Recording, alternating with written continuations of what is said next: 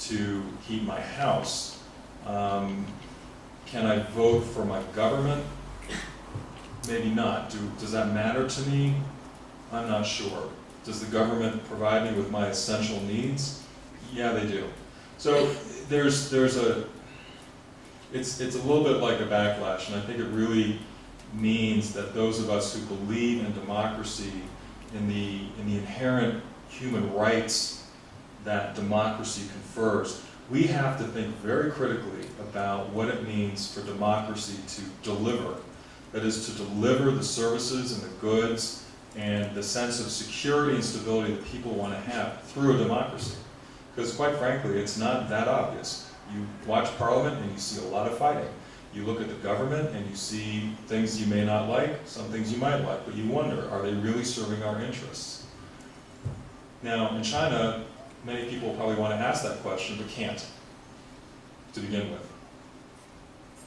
But it's unto democracies to say, look, we are freely and legitimately elected, we have freedom of expression, we recognize human rights, and now we have to use all those tools to deliver for our people. So we have to attack corruption.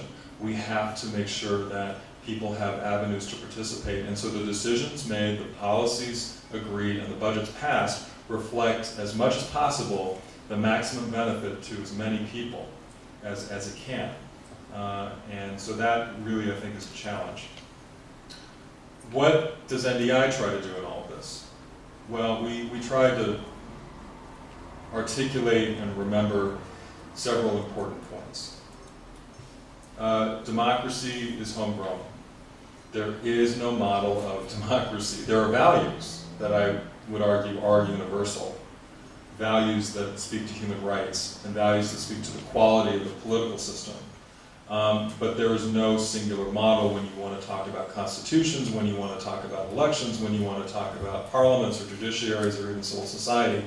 Every country finds its own way, because every country has a unique history, a unique culture or cultures, and all those factors that mean its path to democracy is going to be unique. So at the end of the day, the role of the international community in promoting democracy is wholly secondary.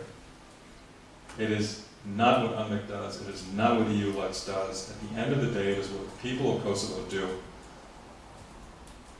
to shape their society, to shape their government, to shape their institutions. And while we recognize the inherent powers that the international community has in Kosovo, we cannot mistake that, or should not mistake that, for the essential responsibility and of the Kosovo people to build their own democracy.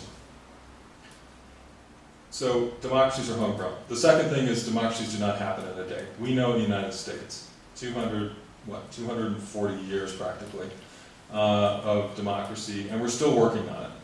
Why? Because democracy never ends. No society is static. No society is established. It is constantly changing, constantly changing. And the one good thing about democracy is it's supposed to change with society, because democracy is flexible and open enough to allow the political system to adapt to new circumstances, new social forces, and whatnot. And so the idea that you build democracy and then you're done, like a house, no, it constantly goes on, and it requires participation, it requires vigilance. It is constantly about argument and battles over policy issues. We saw yesterday that there was a discussion on privatization of PTK. That's great. At least there's a public discussion. At least it's happening before television cameras, and at least different political parties are taking different stands on the issue.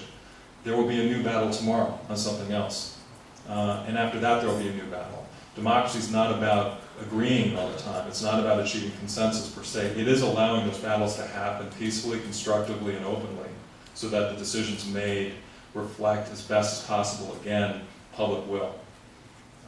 But democracy is not about immediate change, far from it.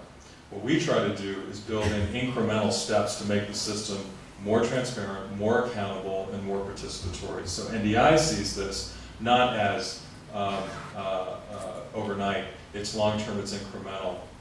And I'll just pause on that for a second. The color revolutions from this past decade, that was seen to be an overnight change and basically, in many quarters, an insistence upon the West to control or make these countries pro-Western. And what we found in Ukraine is, first of all, Ukraine is a country which is both in a Western orbit and a Russian orbit. That's geopolitical. When it comes to democracy, the day after the color revolution in Ukraine showed that you cannot have democracy like that. You can have the people stand up, you can have, of course, a fair election process come forward, but that will not give you a democratic, stable political system. So again, it's very long term. I mentioned the NGO quality to this, to democracy promotion. It is not to governments to give people democracy, it's for people to take their own democracy and build it. So the idea that the government would do direct democracy support is untenable, almost from a philosophical basis. It has, because it's not just government assisting other governments, although, arguably there might be a small role for that. It's really other people, other actors, civil society groups, political parties, parliaments, and that's why you need, we believe, NGOs and not government agencies to do this type of work. NDI is a very multinational organization. We have Canadians, we have Americans, we have Kosovars, we have Serbs, a lot of nationalities, a lot of different experiences, a lot of different models come to form NDI. And so we as an NGO, first of all, don't represent the US government, and secondly, are not going to uniquely talk about the American experience in democracy for as unique an experience as that is. And so it's important for us to share different examples.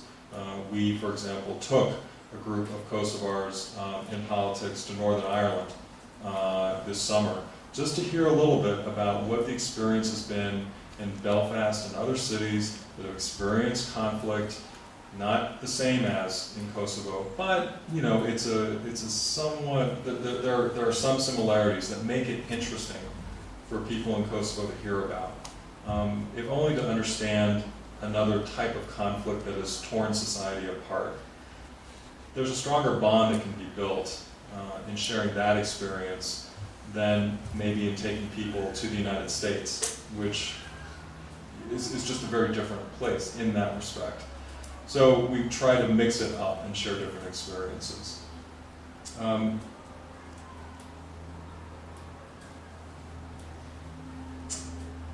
In terms then of Kosovo and the international community, I think that there's a overlap, and I'll end on this point. Is democracy about outcome, or is democracy about process? The international actors here that are shaping, in many respects, shaping Kosovo,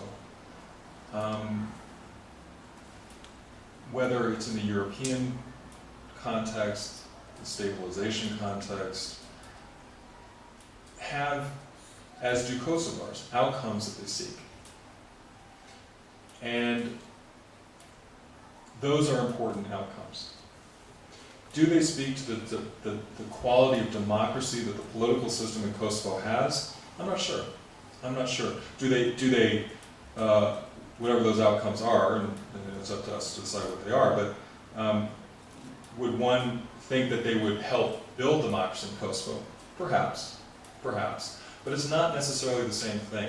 Kosovo's process of moving toward Europe and eventually joining the European Union suggests, formally and informally, that Kosovo is a democracy. Kosovo has attained a level of liberal democracy that allows it to associate with countries in the European Union that see themselves as established democracies. That is true, and there are explicit criteria in the European Union accession process, political criteria, that articulate that type of accession. But